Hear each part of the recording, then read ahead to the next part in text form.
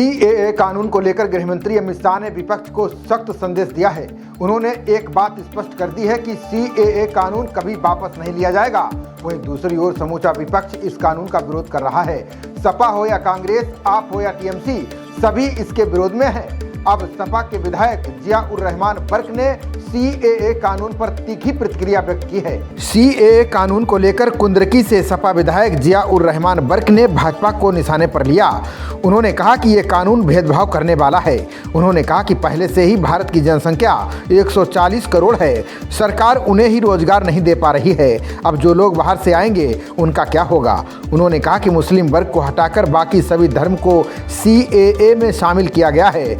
हम ये पूछना चाहते हैं कि मुसलमानों ने ऐसा कौन सा गुनाह किया है कि उन्हें इससे बाहर रखा गया। मुसलमान भी इस देश का हिस्सा है। सरकार इस नागरिकता संशोधन अधिनियम में मुसलमानों को भी अपना अधिकार दें। देखिए, मेन मकसद यही है कि इस समय जब चुनाव का माहौल है पूरे देश के अंदर, तो इस समय सीए ला करके जो नोटिफिकेशन जारी किया गया है केंद्र सरकार की तरफ से, हमने पहले भी इसका विरोध किया था। जब दादा मोहतरम सांसद शफीकुर रहमान बर्क साहब हयात थे, उस वक्त जब सीए एनआरसी की बात चल रही थी, तब भी हम इसकी मुखालफत में थे। हमारा अब मतलब ये बनता है कि उन्होंने कहा कि हमें सीए लाने के बाद कि हम जो है किसी की नागरिकता नहीं छीनना चाहते।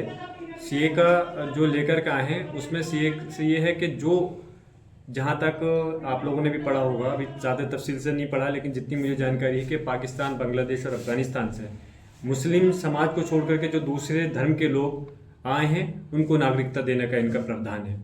तो हम पूछना चाहते हैं कि इस हिंदुस्तान के अंदर जहाँ लोकतंत्र डेमोक्रेसी है, वहाँ पर आप कैसे पक्षपात कर सकते हो। अगर मुसलमान का वर्ड आपने क्यों हटाया? अगर आप नागरिकता देना चाहते हो उनको, हमें कोई विरोध प्रदर्शन नहीं है, आप खुशी से दिए। जबकि हमें पता है आप इस देश के अंदर जो है, जो पहले से इस देश के 140 करोड़ नागरिक हैं, आप उनका हक उनको दे नहीं पा रहे।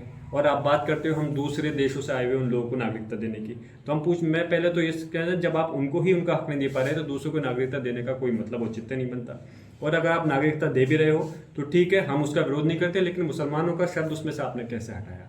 आप एक तरफ असम के अंदर एनआरसी ला करके जो मुसलमान हैं उनको, जो बांग्लादेश से हैं उनको आप भेजने का आपने काम किया।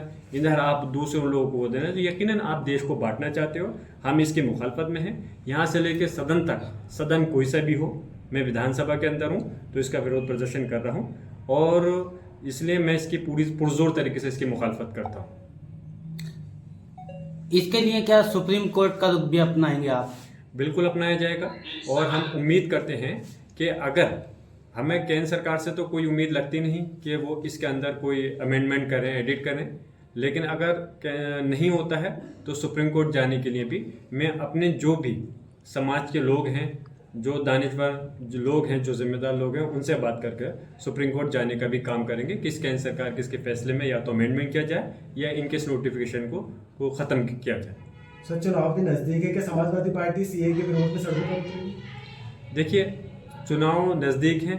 माननीय अखिलेश यादव जी ने भी इसके विरोध में कल दिया है, आपने शायद देखा भी होगा। तो इसमें जहाँ तक इस समय सड़कों पे उतरने की इसलिए बात नहीं है क्योंकि आचार संहिता लग जाएगी तो सड़कों पे इस समय नहीं उतरा जा सकता, लेकिन जहाँ तक कानूनी लड़ाई की बात है, हम ज़रूर कानूनी लड़ाई इसके खिलाफ लड़ेंगे। मैं पूछना चाहता हूँ इन हिंदुस्तान के, जो भारत की केंद्र की सरकार है, कि तुमने ये बताओ कि तुमने देश के नागरिकों को दिया क्या? आपने देश के नागरिकों को दिया धोखा, झूठ, फरेब, जुमलेबाजी। इसके अलावा कोई देने का काम किया हो तो बताइए।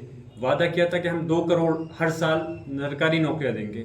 2 करोड़ तो दूर की बात है, आपने तो और नौकरियां छीनने का काम किया है, क्योंकि जो पब्लिक सेक्टर के जो डिपार्टमेंट थे उनको प्राइवेट सेक्टर में आपने देने का काम किया, तो यकीनन हम लोगों का रोजगार छीना है। और जहाँ तक बात है, बेरोजगारी लगातार बढ़ रही है। भ्रष्टाचार में आप सिर्फ अपने खानी कागजों में, सिर्फ मैं तो बल्कि अपने मीडिया के लोगों से कहूँगा कि आप चौथा पिलर हो इस देश का, तो इसलिए आप सच्चाई दिखाइए।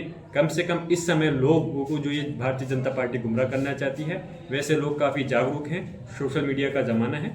लेकिन मैं उम्मीद करता हूँ जिस तरह से इन्होंने भ्रष्टाचार, लूट खसोट, महंगाई और बेरोजगारी इस देश की को दी है, आने वाले समय में जनता इनको रिटर्न गिफ्ट ज़रूर देगी, और वो रिटर्न गिफ्ट इस उसमें देगी कि इनका यहाँ से भारतीय जनता पार्टी को केंद्र सरकार से हटाने का काम करेगी। ये मैं पूरे यकीन के साथ जनता के भरोसे में इस बात को कह रहा हूँ। खबरों का सिलसिला जारी रहेगा। देखते रहिए जनप्रवाद। नमस्कार।